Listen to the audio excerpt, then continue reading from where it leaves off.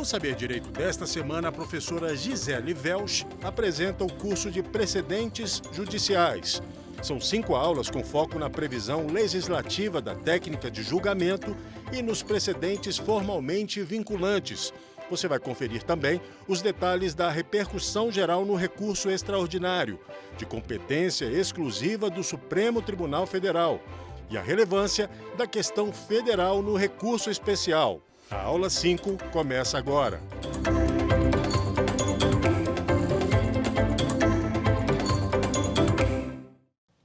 Olá a todos, eu sou a professora doutora Gisele Welsch e estou aqui tratando do tema dos precedentes judiciais no sistema jurídico brasileiro. Já tivemos 4 aulas tratando de importantes pontos, e tópicos dentro dessa temática. E nessa última aula, nossa 5ª e última aula, nós vamos tratar então do importante e atualíssimo tema da relevância, a instauração da relevância no recurso especial. É uma questão que ainda está pendente de regulamentação, mas que é muito importante que, ao tratar do tema dos precedentes judiciais, nós já estejamos preparados, já saibamos o que esperar, o que vai mudar, o que está sendo aí alterado no sistema, na parte relativa aos precedentes judiciais, na legislação, para que possamos, então, implementar na prática assim que a norma regulamentadora entrar em vigor. Então, nós vamos falar a respeito da inserção, da inclusão desse filtro recursal, desse requisito, esse novo requisito de admissibilidade, da relevância, da transcendência que deve ser comprovada no âmbito do recurso especial, a exemplo do que existe lá no recurso extraordinário. Nós vimos na nossa última aula, com a demonstração de repercussão geral.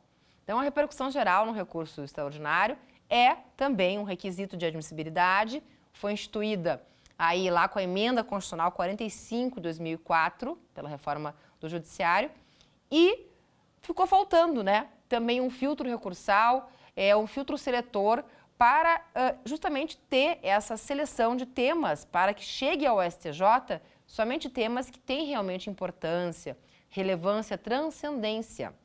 Já existe o Instituto da Transcendência também no âmbito do recurso de revista perante o TST, Tribunal Superior do Trabalho, que a ideia é selecionar temas que transcendam a esfera particular, a esfera privada, que possa ter repercussão para o maior número de pessoas. E no direito comparado é muito presente a figura.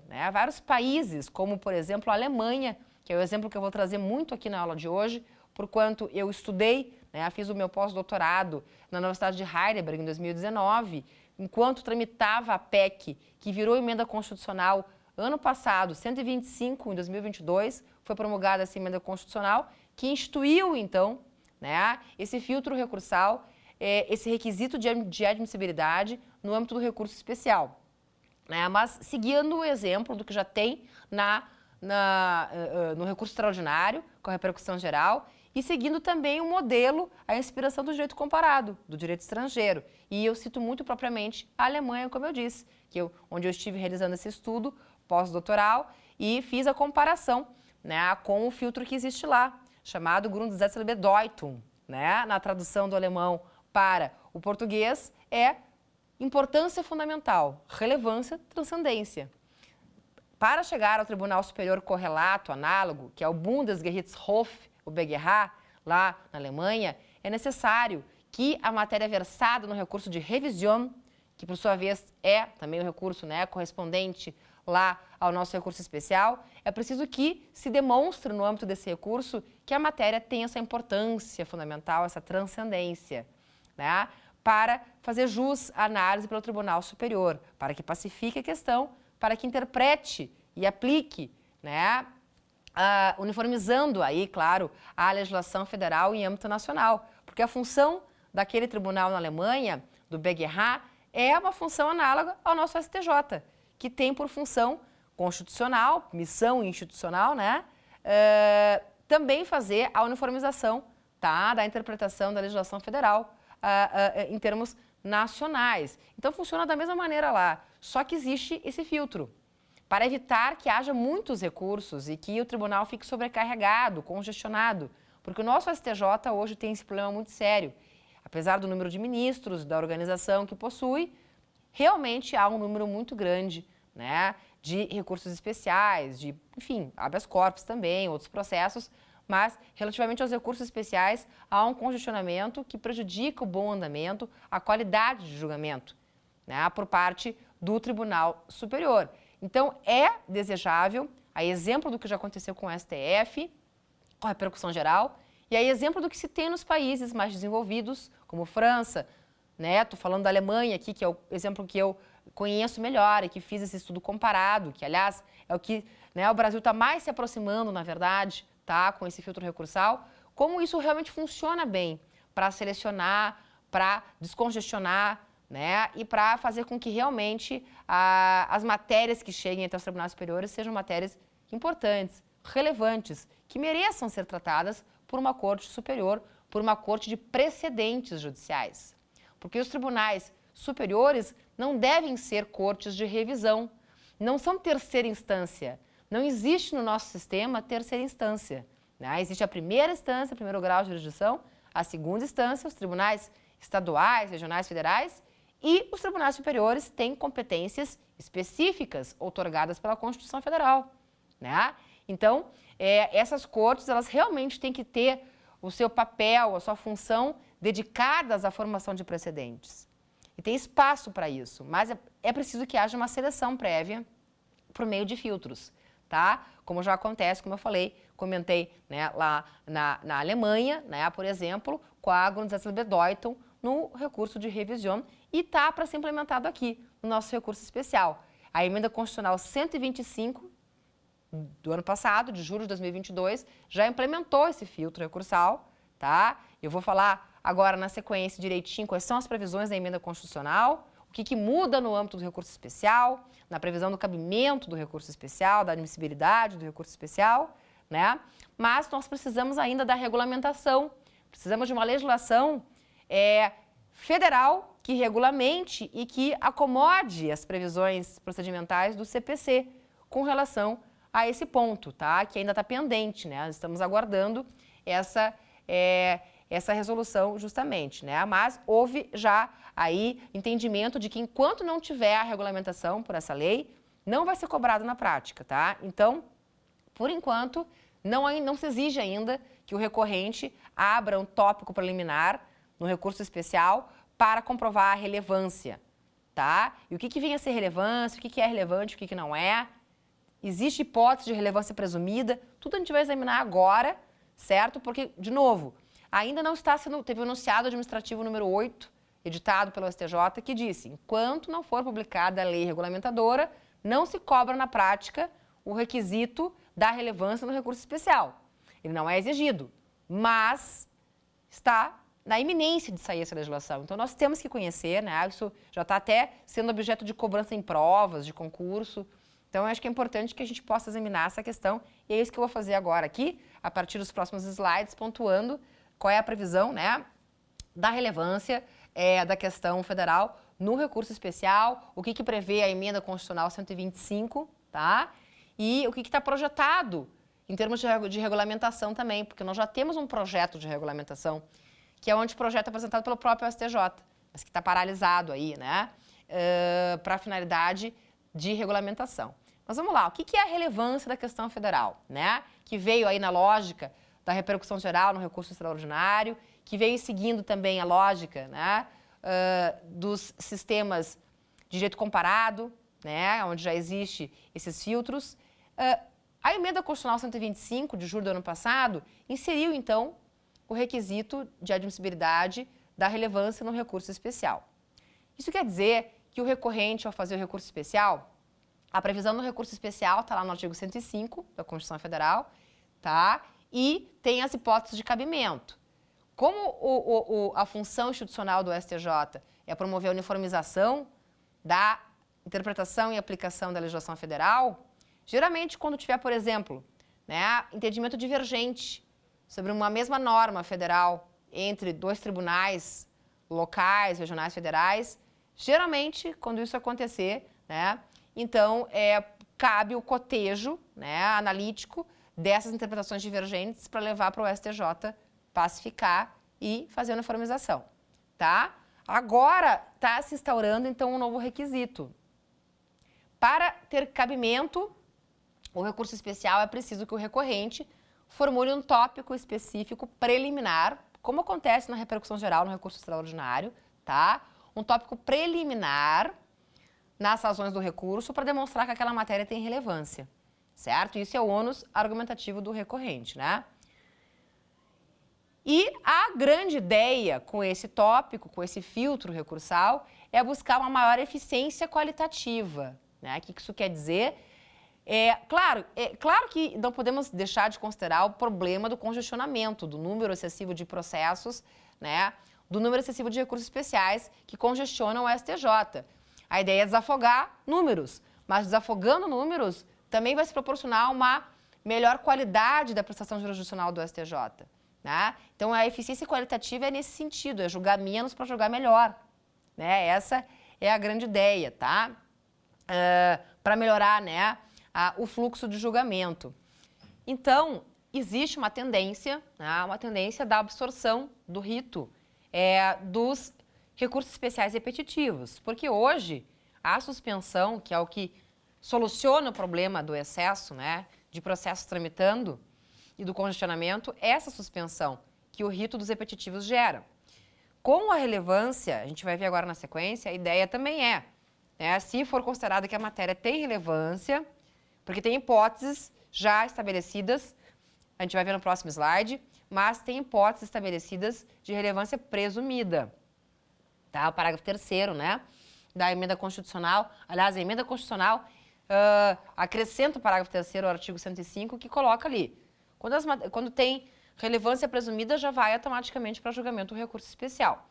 Mas vai ter outra situação, outras situações, para além dessas, que o recorrente vai ter que demonstrar argumentativamente que tem relevância, né?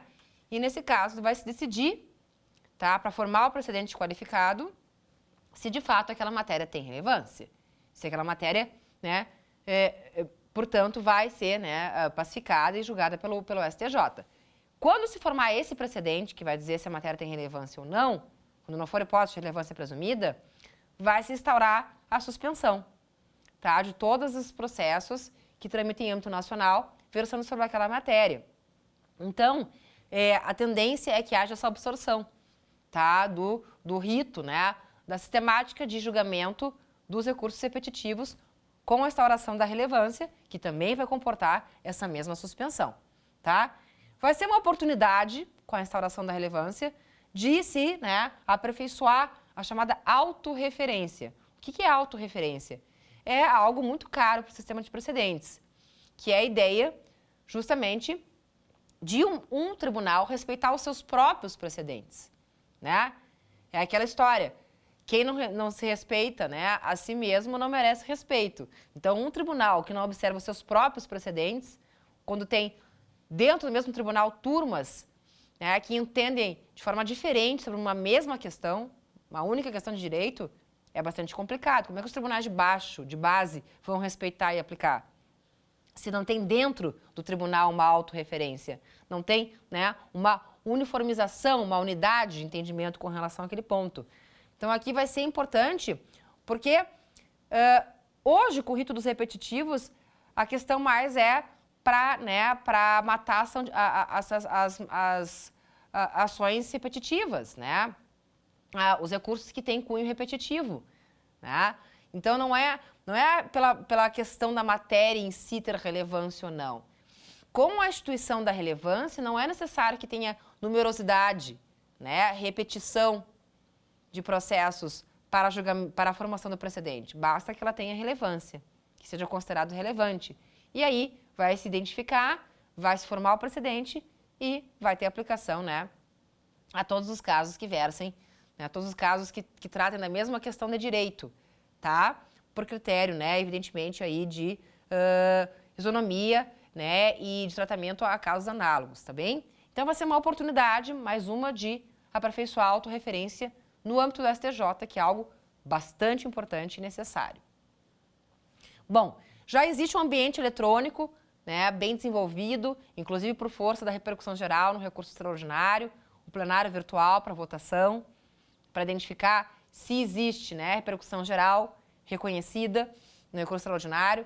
Então, esse ambiente eletrônico, tecnológico, né, é todo o trabalho que o Núcleo de Gerenciamento de Precedentes faz no STJ, que é um trabalho importante de catalogar teses, né, enumerar os temas e catalogar as teses, né, fazer a seleção dos temas que vão ser, né, que estão sendo afetados, que estão sendo decididos, tá?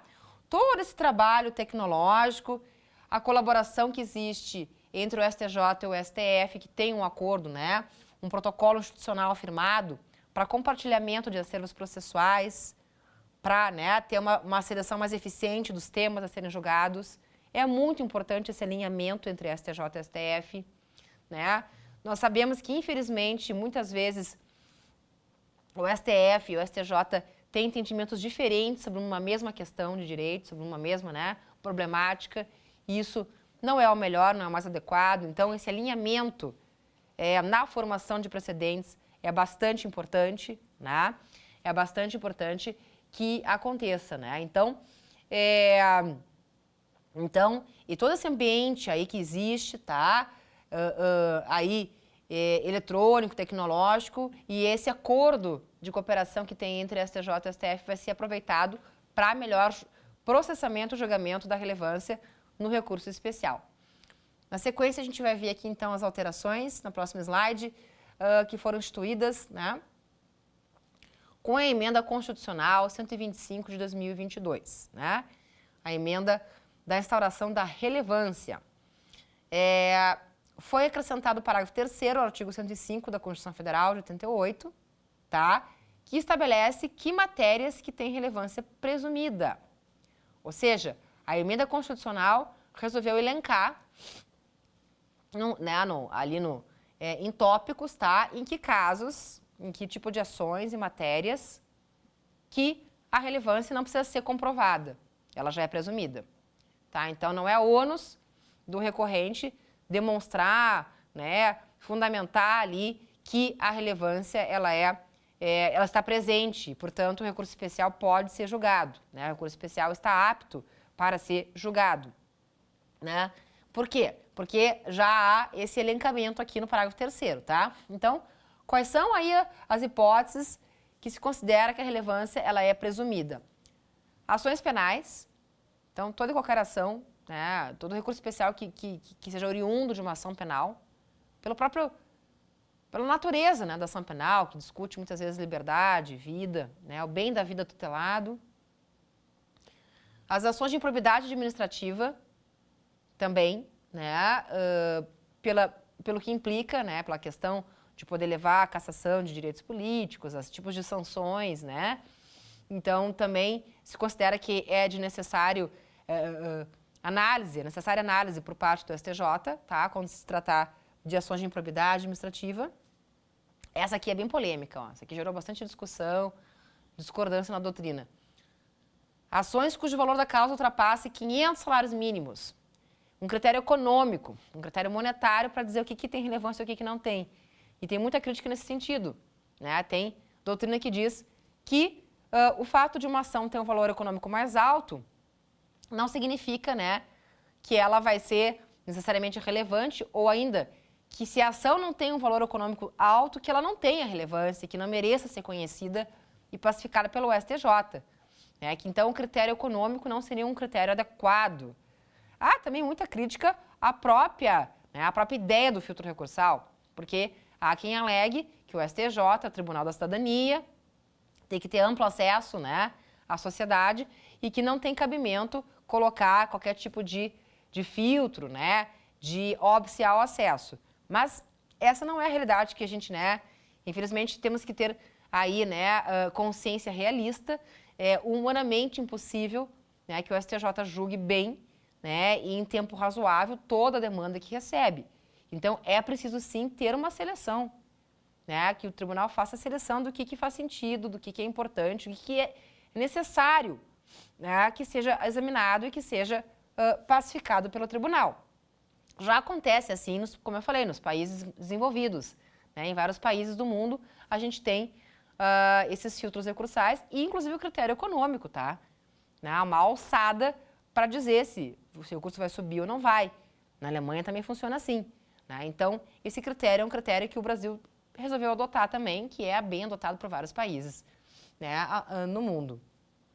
Ações que possam gerar inegibilidade também, né, que possam tornar um candidato inelegível, uma questão política, né? Então, por esse critério, pela importância e relevância do que significa, tem relevância presumida, tá? Hipótese em que o acórdão recorrido contrariar a jurisprudência dominante do STJ, do Superior Tribunal de Justiça. Então, se o acórdão, né, que está se recorrendo, né, impugnando via recurso especial, se contraria a jurisprudência dominante do STJ. Faz sentido, porque se a jurisprudência dominante é majoritária, bom, então merece, né, que seja analisado pelo STJ porque está contrariando. Mas aqui talvez fosse melhor estar colocado, em vez de jurisprudência dominante, que contraria precedente do STJ, né? Que tem uma força mais autoritária, mais vinculante. Porque o que é? Qual é o conceito de jurisprudência dominante, né? Majoritária. Quando nós temos jurisprudência dominante? Isso fica um pouco impreciso, né? Então, tem uma crítica também com relação a esse ponto aqui, tá? A previsão dessa hipótese de relevância presumida, né? E o inciso 6º estabelece outras hipóteses previstas em lei. Então, abre ainda, né, outras hipóteses que outras leis podem dispor, colocando, né, também dentro das hipóteses de relevância presumida, tá? Essas são matérias em que, de novo, em princípio a relevância vai ser presumida, o recorrente não vai ter o ônus de argumentar, de demonstrar argumentativamente, tá, que tem ali a relevância, e tem a transcendência, a importância para que, né, seja examinado pelo STJ. Tirando esses casos aqui, aí é ônus do recorrente em tópico preliminar, fundamentando, provar, convencer o STJ que aquela matéria tem relevância e merece ser examinada via recurso especial, tá? Na sequência aqui a gente vai ver agora, então, né, o que acontece quando não está dentro das hipóteses de relevância presumida. Então, tudo aqui que eu vou falar agora são as previsões, né, eu estava comentando o que dispõe a emenda constitucional 125, tá? De julho do ano passado. De novo, ainda não está se cobrando a relevância no recurso especial na prática. Por quê? Porque está se aguardando a norma regulamentadora, tá? A promulgação de norma regulamentadora. Já saiu um enunciado administrativo, no número 8, que disse que só depois que essa lei entrar em vigor é que vai se cobrar na prática, tá bem? Mas já existe um anteprojeto, e aqui essas disposições que eu vou tratar agora, que provavelmente vai ser aprovado com algum acréscimo ou ajuste, então é importante que vocês já conheçam, né? Porque essa vai ser a realidade muito em breve, tá? Quais são as previsões aí projetadas de regulamentação e aplicação do Instituto, né? Então, se sai fora daquelas matérias de relevância presumida, que eu falei aqui antes, o recorrente tem que fazer a demonstração no tópico próprio em preliminar, tá? Aí o STJ vai deliberar se aquela matéria tem relevância, né? Tem transcendência. O que é relevância? Relevância, ela segue a lógica da repercussão geral. É uma matéria que transcende a esfera particular, a esfera, né, individual das partes, do ponto de vista econômico, social, político, jurídico, tá? Muito bem. O STJ vai deliberar, e também da mesma maneira que acontece com a repercussão geral no recurso extraordinário. Tem que ter um quórum de 2/3, certo? Um quórum, né, de maioria absoluta, para dizer, por decisão irrecorrível, igual à repercussão geral no recurso extraordinário, tá? Decisão irrecorrível, que aquela matéria não tem relevância, tá? Então, vai ter essa deliberação, tem que ser por maioria absoluta, por 2/3, né? O órgão competente, regimento interno que vai dizer, mas já se tem um certo consenso que vai ser ou as sessões ou acordo especial, porque é aqui que vai se formar o precedente qualificado, vinculante, né? Quando Quando for matéria de relevância presumida, turmas. Porque daí é mais tranquilo, não tem que examinar se tem relevância ou não, já está ali. Vai ser admitido o recurso especial e vai ser julgado. Turmas. Agora, quando, né, tiver que reconhecer, deliberar pelo quórum de 2/3 e, de novo, se entender que não tem relevância pela maioria absoluta, a decisão é irrecorrível, tá? Aí, provavelmente, a competência vai ser das sessões da Corte Especial e vai formar um precedente vinculante, qualificado. Tudo isso está no anteprojeto do STJ, tá? É claro que falta acrescentar muita coisa nesse anteprojeto, inclusive a própria advocacia, né? Eu acho que tem essa função, a questão está paralisada, eu acho que tem bastante crítica, né, da OAB, então, essa questão aí não caminhou, mas alguns ajustes, e é importante que a advocacia se envolva também, né, e traga contribuições, porque tem muitas lacunas no esse anteprojeto que o STJ apresentou para regulamentar a relevância no recurso especial. Vai ser aqui que vai se formar o precedente qualificado, tá, nas sessões ou na Corte Especial, e nada mais justo que, já que vai formar um precedente qualificado, que vai se inserir lá no rol do 927, tá? Isso a lei regulamentadora vai trazer com certeza, vai ajustar com certeza. Nada mais justo que se viabilize a participação de terceiros, tá? Que se dê acesso aos amici curiae, aos amigos da corte, órgãos, entidades especializadas com interesse na controvérsia e capacidade de contribuir com o debate, por critério de legitimação democrática da decisão, tal qual acontece com recurso especial repetitivo, recurso especial extraordinário repetitivo, né, IRDR. Então, essa previsão já está no projeto. E acertou o projeto nesse sentido, porque você vai formar precedente qualificado, vinculante, tem que dar espaço para o amicus curiae, tem que dar espaço para a legitimação democrática da decisão, sem dúvida alguma, tá bem? Então, essa previsão, ela é bem, né, importante. Mas o 1035A, parágrafo 5º do anteprojeto do STJ, fala de possibilidade de participação de terceiros, mas não fala de possibilidade de audiências públicas, que nós sabemos que também é outro poderoso instrumento, né?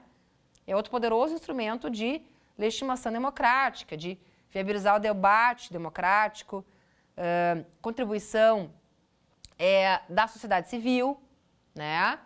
Para aí o debate da questão, para a formação do precedente, né?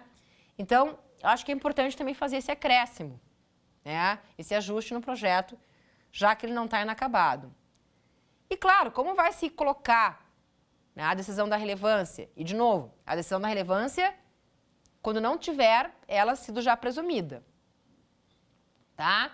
Quando for julgada pela corte, né, especial, pelas sessões, para dizer se a matéria tem relevância, né? Então, claro que, e aí para afastar a relevância só com maioria 2/3, maioria absoluta. Claro que essa decisão vai ter status de precedente qualificado, a tendência é que absorva, inclusive,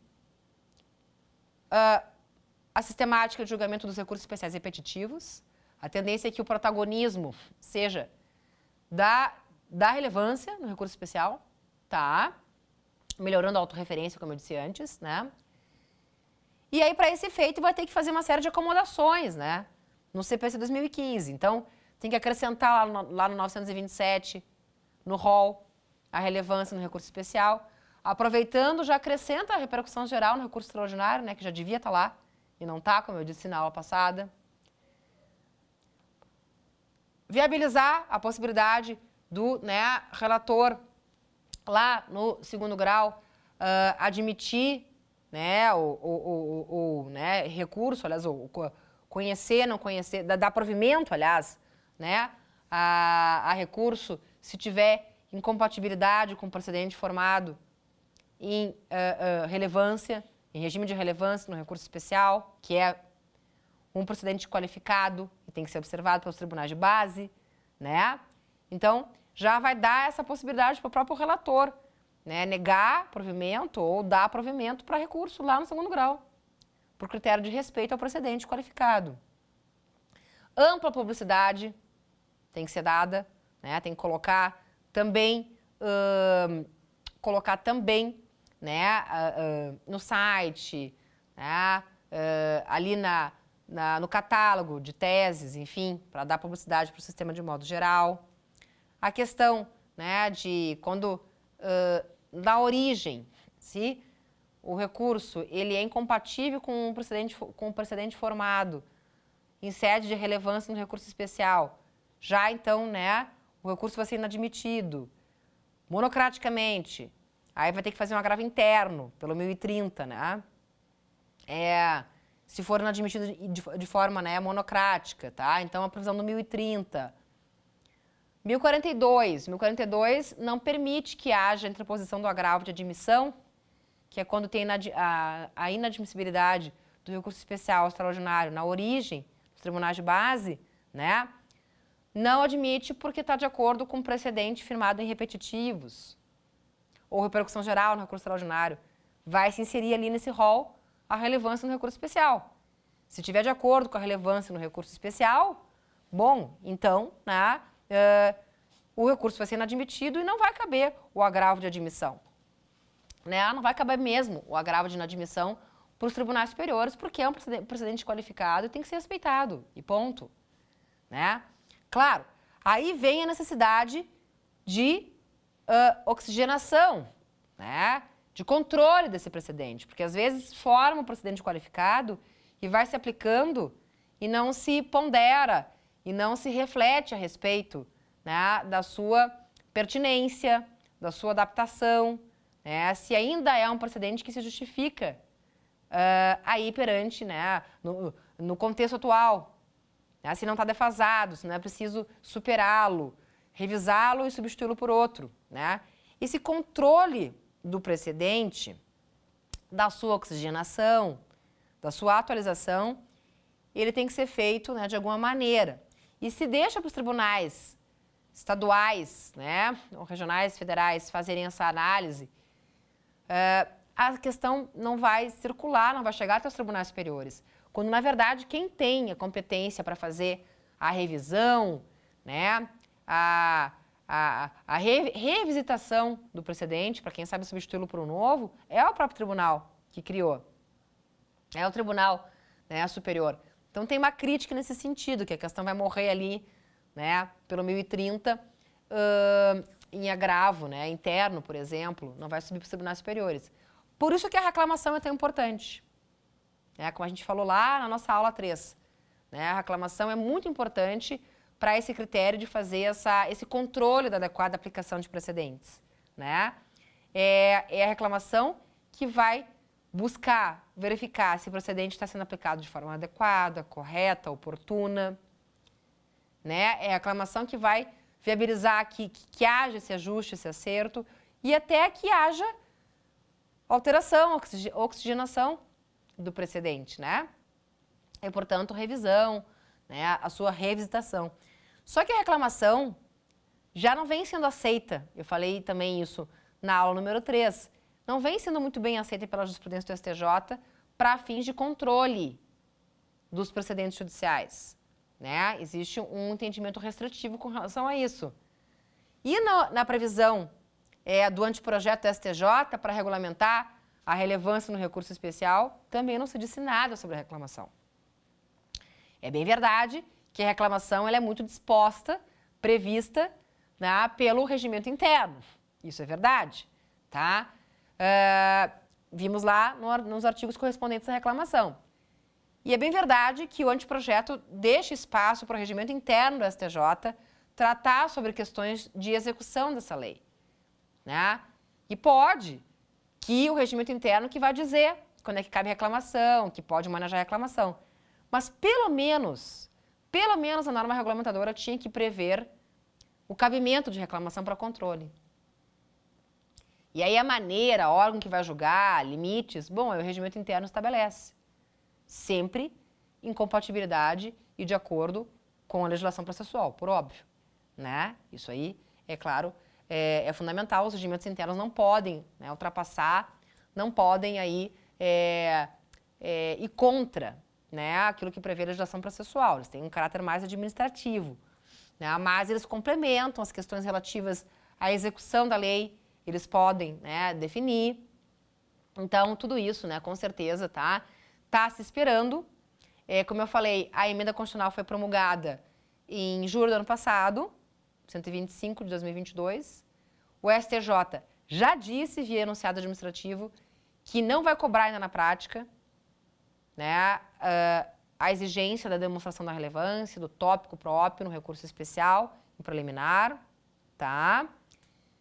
Mas já existe um anteprojeto de lei regulamentadora do STJ, ele é bom, mas falta muitas previsões e ajustes, e é importante que a advocacia, que é o outro lado, né, da moeda, esteja atenta e possa promover os ajustes aí para buscar definir, tá, essa questão aí também, para buscar esses ajustes e complementações, como, por exemplo, a previsão do cabimento da reclamação, que eu acho que é bem importante, né, ainda que deixe para o regimento interno dispor questões mais específicas, mais procedimentais, tá? Mais próprias do trâmite, né? Aí da relevância no recurso especial. Antes da gente passar para examinar, né, as questões que eu programei, né, a título de quiz, eu acho importante, assim, falar. No início eu comentei que, né, a relevância, ela segue a lógica da repercussão geral no recurso extraordinário. Claro que sim, né, é muito parecido o formato, mas ela tem inspiração nos países, né, estrangeiros, né? Eu posso citar alguns, né, alguns sistemas que adotam filtros seletores, tá? Mas a Alemanha, como eu disse, é o mais próprio. Eu tive a oportunidade de fazer, até trouxe aqui para mostrar, tive a oportunidade de fazer esse estudo comparado Brasil e Alemanha. Quando morei na Alemanha, fiz pós-doutorado na Universidade de Heidelberg, escrevi esse livro, né, sobre justamente isso, essa análise comparada na formação de precedentes judiciais, né, vinculantes e promoção de unidade do direito, tanto no Brasil quanto na Alemanha. E aí eu falei do filtro recursal da Grundsatzliebe-Deutung, né, da transcendência que existe lá. E falei do trâmite, como é que funciona na Alemanha, para tentar trazer uma contribuição para o Brasil, porque eu já sabia que estava, né, tinha uma proposta de emenda constitucional tramitando e que virou uma emenda promulgada no ano passado.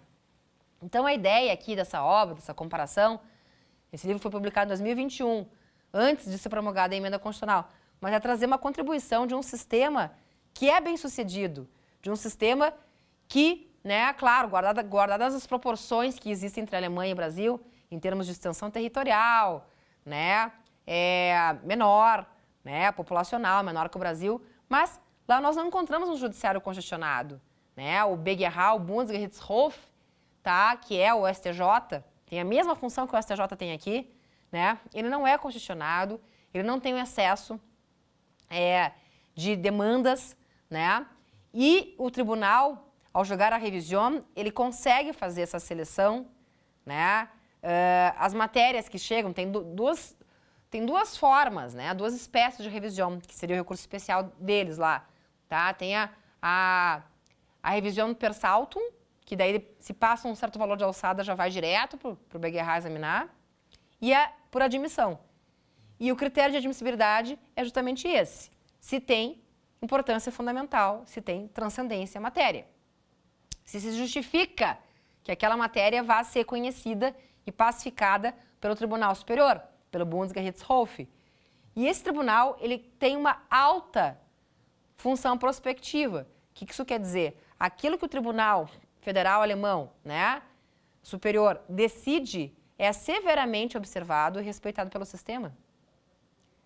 Isso é muito diferente do que acontece aqui. Tem autoridade, né? Até os advogados, quando vão aparelhar suas peças, entrar com a ação, eles observam o que decide o BGH, citam, né? Então, a função prospectiva, ela é muito alta e funciona muito bem. E dos pontos que se atribui para esse bom funcionamento é a existência desse filtro seletor, né? Desse filtro de admissibilidade. Então, quero trazer aqui esse exemplo bem sucedido, né, dessa sistemática, da possibilidade, né, do tribunal. É um pouquinho diferente, no livro eu explico um pouco melhor, mas é um pouquinho diferente da possibilidade, por exemplo, quando a causa está madura, né, lá o tribunal já pode aplicar o direito à espécie, ou até revisar fatos, que é uma coisa que a gente sabe que o STJ não pode fazer. Tem a redação expressa da súmula 7. né? Quando tem matéria de fato, tem um impeditivo, né? Aí o recurso não pode ser conhecido e não vai ser processado. A gente vai passar, então, a olhar agora aqui algumas questões que eu formulei para a gente ver na prática, tá? Esse requisito de admissibilidade do recurso especial, né? Como é que isso está posto, como é que isso vai ser cobrado, tá? Mas lembrando que isso ainda não está sendo exigido na prática, porque está aguardando a regulamentação, que está em vias de ser, né? Aí promulgada, de ser, né? Divulgada. Então vamos examinar agora as perguntas, né? Nosso quiz, para a gente entender. Vamos lá, sobre então a relevância, a instauração da relevância no âmbito do recurso especial, né? Nós temos aqui questões selecionadas para a gente ilustrar e entender melhor essa sistemática. Dentre as alternativas abaixo, assinale a que não representa uma matéria de relevância presumida. A gente viu que a emenda constitucional trouxe hipóteses de relevância presumida, né? Segundo o parágrafo 3º do artigo 105 da Constituição Federal de 1988, introduzido pela emenda constitucional 125 de 2022. Então, qual que não representa, não está arrolada como hipótese de relevância presumida? A. Ações penais. B. Ações de improbidade administrativa. C. Ações cujo valor da causa ultrapasse 1.000 salários mínimos. Será que era isso ou era um valor um pouco mais baixo? Tem um critério econômico, mas é 1.000? D. Ações que possam gerar inelegibilidade. Pela questão, né, política e a matéria versada. Qual dessas aqui está errada? Não é matéria de relevância presumida, conforme a previsão da emenda constitucional 125. Vamos ver? C, né? Já estava claro aqui para nós, tá? Ações cujo valor da causa ultrapasse 500 salários mínimos. Critério monetário, a alçada, tá? E não 1.000, né? Então, aqui que estaria errado. As demais estão todas corretas, são hipóteses de relevância presumida, em que o recorrente não precisa demonstrar com ônus argumentativo de que a matéria tem relevância, já se presume, tá? Próxima questão.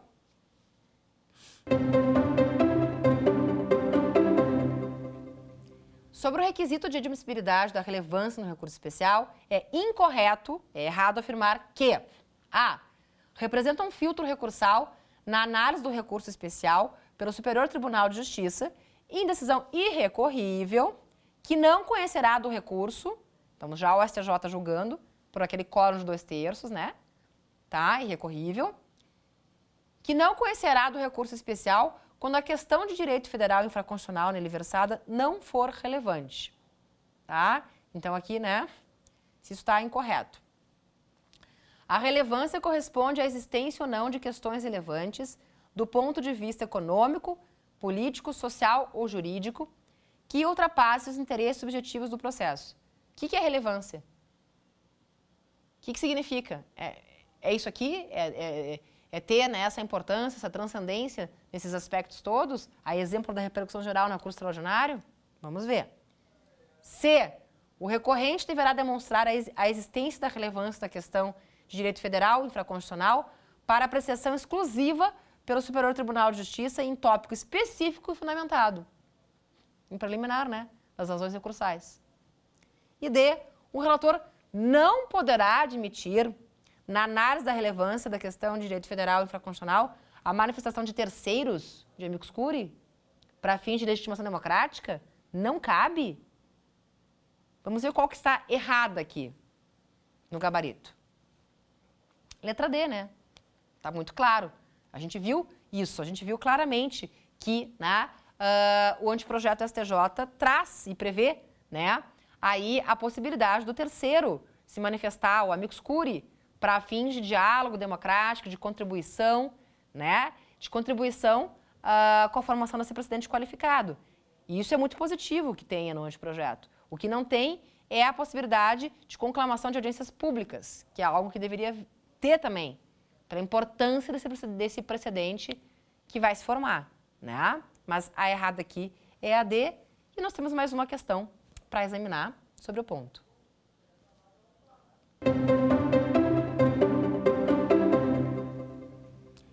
Sobre o regime da relevância da questão de direito federal infraconstitucional, é correto afirmar que A. O relator no superior... É a hora que eu quero a correta, né? Correta. O relator no Superior Tribunal de Justiça poderá determinar a suspensão do processamento de todos os processos pendentes, individuais ou coletivos, que nem acontece com a repercussão geral, no recurso extraordinário, que versem sobre a questão e tramitem no território nacional. Se pode ter suspensão de processos, né, individuais e coletivos sobre a matéria que se discute relevância. B. A indicação no recurso especial em tópico específico e fundamentado dos argumentos da relevância da questão de direito federal infraconstitucional será exigida em recursos interpostos contra acórdãos publicados após a data de entrada em vigor da emenda constitucional 125 de 22. Já está se cobrando na prática? Após a promulgação da emenda, essa foi uma dúvida que se colocou quando foi promulgada. Mas aí veio o enunciado administrativo número 8, que esclareceu, né? C. Reconhecida ou recusada pelo Superior Tribunal de Justiça a relevância da questão de direito federal infraconstitucional, todos os efeitos processuais e materiais do julgamento deverão incidir em processos em andamento apenas no Superior Tribunal de Justiça. Os efeitos, o decidido no precedente da relevância se aplica só aos processos que tramitam no STJ ou em âmbito nacional? Né? Pela própria lógica da aplicação do precedente. E D. O Superior Tribunal de Justiça não poderá dispor em seu regimento interno sobre normas necessárias à execução da regulamentação da relevância no recurso especial. O regimento interno não pode dispor sobre questões específicas? Parece que sim, né? Vamos agora ver qual é, então, o gabarito que pede para correta. Para correta. A. Isso mesmo, o relator no Superior Tribunal de Justiça poderá determinar a suspensão, essa é a ideia, essa é a lógica sistemática, né, de julgamento, de processamento, tá? Do processamento de todos os processos pendentes, individuais ou coletivos, que versem sobre a questão e tramitem no território nacional. A lógica é essa, é fazer a suspensão. A lógica é, justamente, né, poder suspender processos individuais e coletivos no território nacional. Por isso que está errado aqui, ó. A C não é só perante o STJ, é em âmbito nacional. Está errada a B, porque não se cobrou a aplicação da demonstração da relevância após a promulgação da emenda constitucional. Não, né? Está pendente uma norma regulamentadora e o enunciado administrativo número 8 já disse que só depois que for promulgada essa lei é que vai se cobrar na prática, e isso está pendente. E a D está errada porque pode sim, né? O anteprojeto diz que o regimento interno pode prever questões relativas à execução, ao processamento mais específico da relevância no recurso especial. Aliás, o regimento interno sempre tem essa importância de acomodar, de trazer questões mais próprias, né? Mais aí específicas, tá? Do trâmite de cada, conforme as características de cada tribunal. Então aqui hoje, na nossa última aula, né, a gente tratou da questão da relevância no recurso especial. Esse tema é super, super, né, importante e atualíssimo. Na verdade, a grande, né, ordem do dia, o debate da ordem do dia no âmbito dos tribunais superiores.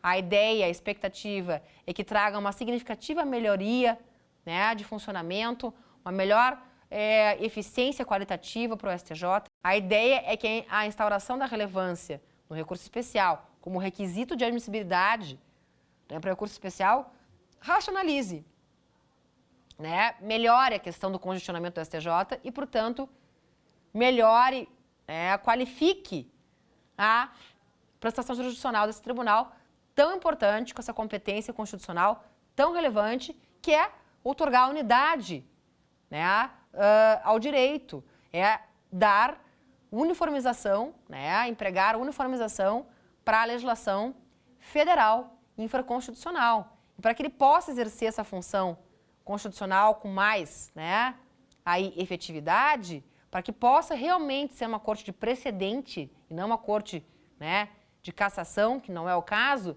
precisa descongestionar, precisa melhorar condições de processamento.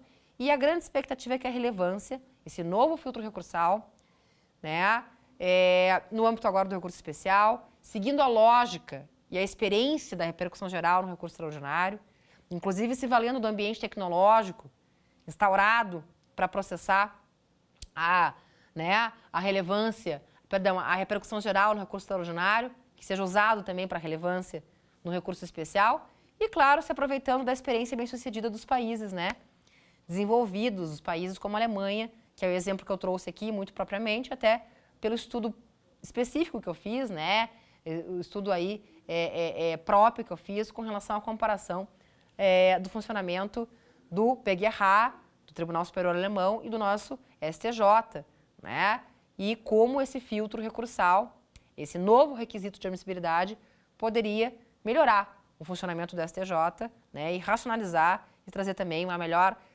eficiência qualitativa, tá? E isso, claro, melhorando ainda mais o sistema de precedentes, né, qualificando, lapidando ainda mais o sistema de precedentes, né, que de fato se instaurou mesmo em 2015 com o CPC 2015, né, com o CPC que veio substituir a legislação anterior, previsão nos artigos 926 a 928, né, todas as técnicas de julgamento que estão ali previstas, 927. Então, a ideia é que cada vez mais se qualifique esse sistema de precedentes e que se possa buscar, né, se possa colher desse sistema de precedentes os objetivos tão importantes para o Estado democrático e de direito, que é, né, a segurança jurídica. Não tem como pensar, né, num país que se desenvolve se ele não tem segurança jurídica. O que significa segurança jurídica? Estabilidade. Eu tenho que saber o que esperar do Poder Judiciário. Não pode estar mudando o tempo todo o entendimento, ou não pode mudar conforme a composição, né? Não pode, dependendo da turma, dentro do mesmo tribunal, ter um entendimento diferente sobre uma mesma matéria, né? Tem que ter previsibilidade, estabilidade, não mudar a qualquer momento, e sim quando houver motivo fundamentado para mudar, né? Tem que ter isonomia de tratamento a casos análogos, né? Por critério de igualdade também. E tem que ter, né, evidentemente, que coerência, tá? Tem que ter coerência aí no sistema, no sentido de integridade, tá? O sistema funcionar de modo único, né? De modo aí integrado, então buscando essa segurança jurídica para ter essa previsibilidade, essa estabilidade e também ser fator de desenvolvimento. Então, o tema dos precedentes judiciais é bem extenso, mas é bem importante, né? E carrega aqui uma série de peculiaridades e pontos que a gente tratou em todas essas aulas e que merecem ser vistas e revisadas aí, né? Estudadas aí com bastante afinco, porque, de fato, fazem toda a diferença, não só na teoria, mas também na prática, né? Aí do direito. Eu agradeço a participação até aqui. Até a próxima. Obrigada. Quer dar alguma sugestão de tema para os cursos do Saber Direito? Então mande um e-mail para a gente, saberdireito@stf.jus.br. Você também pode estudar pela internet. Acesse o nosso site radioetvjustiça.jus.br ou pode rever as aulas no canal do YouTube, @Rádio e TV Justiça.